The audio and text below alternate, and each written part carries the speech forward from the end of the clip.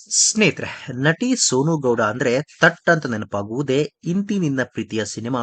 ದುನಿಯಾ ಸೂರಿ ನಿರ್ದೇಶಿಸಿದ ಇಂತಿ ನಿನ್ನ ಪ್ರೀತಿಯ ಸಿನಿಮಾ ಮೂಲಕ ಚಿತ್ರರಂಗಕ್ಕೆ ಕಾಲಿಟ್ಟ ನಟಿ ಸೋನು ಗೌಡ ಮೊದಲ ಚಿತ್ರದಲ್ಲೇ ಕನ್ನಡ ಸಿನಿ ಪ್ರಿಯರ ಮನಸ್ಸು ಗೆದ್ದಿದ್ರು. ಈ ಸಿನಿಮಾ ಬಳಿಕ ಕನ್ನಡದಲ್ಲಿ ಬಹುಬೇಡಿಕೆಯ ನಟಿಯಾಗಿದ್ದ ಸೋನು ಗೌಡ ಅದೇ ಸಮಯದಲ್ಲಿ ಸಿನಿಮಾ ಜೊತೆಗೆ ಓದು ಕೂಡ ಮುಂದುವರೆಸಿದ್ರು. ಇದೆಲ್ಲದರ ನಡುವೆ ಸಿನಿಮಾಗೆ ಬಂದ ಕೆಲವೇ 2 ವರ್ಷಗಳ ಅಂತರದಲ್ಲಿ ಸೋನು ಗೌಡ ಮದುವೆಯಾದ್ರು. ಆದ್ರೆ ಕೆಲವು ವರ್ಷಗಳ ಅಂತರದಲ್ಲಿ ಈ ಮದುವೆ ಮುರಿದು ಬಿತ್ತು. ಇಬ್ರು ದೂರ ಆದ್ರು. ಇದೀಗ ಮೊದಲ ಬಾರಿಗೆ ನಟಿ ಸೋನು ಗೌಡ ತಮ್ಮ ಮಾಜಿ ಪತಿಯ ಬಗ್ಗೆ ಮಾತನಾಡಿದ್ದು, ತಮ್ಮ ಮದುವೆ ಹೇಗೆ ಆಯ್ತು ಎನ್ನುವ ಇಂಟ್ರೆಸ್ಟಿಂಗ್ ವಿಚಾರವನ್ನ ಬಿಚ್ಚಿಟ್ಟಿದ್ದಾರೆ. ನನ್ನ ಮಾಜಿ ಗಂಡ ನಟ ಶ್ರೀನಗರ ಕಿಟ್ಟಿ ಗೆಳೆಯ. 2009ರಿಂದ ನಾವಿಬ್ಬರು ಪ್ರೀತಿಸಲು ಶುರು ಮಾಡಿದ್ವು. ಪ್ರೀತಿಯಲ್ಲಿ ಇದ್ದಾಗ ಒಂದು ಹಂತದಲ್ಲಿ ಅವರು ಮಾಡುವುದು ನನಗೆ ಇಷ್ಟ ಆಗ್ತಾ ಇರಲಿಲ್ಲ.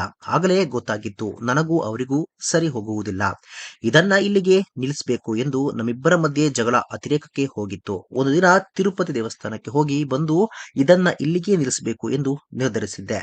ತಪ್ಪು ಕಾಣಿಕೆ ಕೂಡ ಹಾಕಿ ಬಂದೆ. ತಿರುಪತಿಗೆ ಹೋಗಿ ಬಂದ ಮೇಲೆ ಅವರ ಫೋನ್ ಎತ್ತುತ್ತಲೇ ಇರ್ತಿರ್ಲಿಲ್ಲ.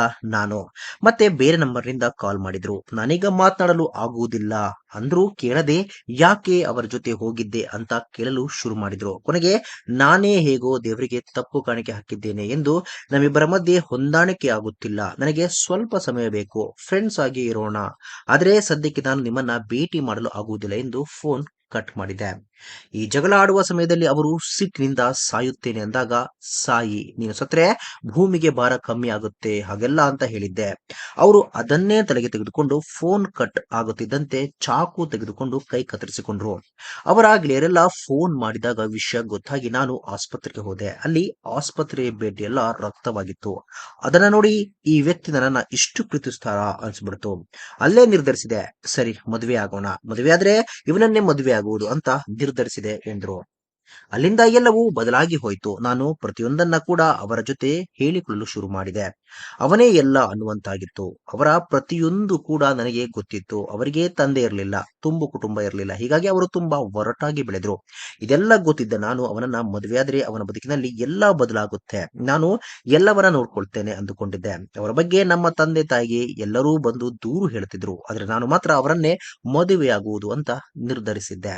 ನಾನು ಈ ಹಿಂದೆ ಲವ್ ರಿಜೆಕ್ಟ್ ಮಾಡಿ ಸಾಯಿ ಎಂದವರೆಲ್ಲ ಬಿಟ್ಟು ಹೋದ್ರು. ಆದ್ರೆ ಇವರು ಕೈ ಕತ್ತರಿಸಿಕೊಂಡು ಸಾಯಲು ಮುಂದಾದ್ರು. ಹಾಗೂ ಇದೆಲ್ಲ ಮಾಡುತ್ತಾರೆ, ಈ ರೀತಿಯಲ್ಲಿ ಇರ್ತಾರೆ ಅಂದ್ರೆ ನನಗೆ ನಿಜವಾಗಿಯೂ ಇಷ್ಟಪಡ್ತಿದ್ದಾರೆ ಅಂತ.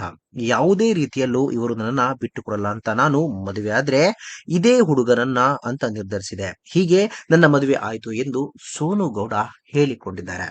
ಸ್ನೇಹಿತರೆ, ಸೋನು ಗೌಡ ಅವರ ಈ ಒಂದು ಮದುವೆಯ ಸ್ಟೋರಿ ಬಗ್ಗೆ ನಿಮಗೆ ಏನು ಅನ್ಸುತ್ತೆ ತಪ್ಪದೆ ಕಾಮೆಂಟ್ ಬಾಕ್ಸ್ ನಲ್ಲಿ ತಿಳಿಸಿ. ಸ್ನೇಹಿತರೆ, ವಿಡಿಯೋ ಇಷ್ಟ ಆಗಿದ್ರೆ ಲೈಕ್ ಮಾಡಿ, ಶೇರ್ ಮಾಡಿ, ಚಾನಲ್ನ ಸಬ್ಸ್ಕ್ರೈಬ್ ಮಾಡಿ, ಹಾಗೆ ಬೆಲ್ ಐಕನ್ ನ ಕ್ಲಿಕ್ ಮಾಡಿದ್ರೆ ಹೊಸ ವಿಡಿಯೋನ ನೀವು ಮಿಸ್ ಮಾಡೋದೇ ಇಲ್ಲ. ಮುಂದಿನ ವಿಡಿಯೋದಲ್ಲಿ ಭೇಟಿಯಾಗೋಣ. ಧನ್ಯವಾದಗಳು.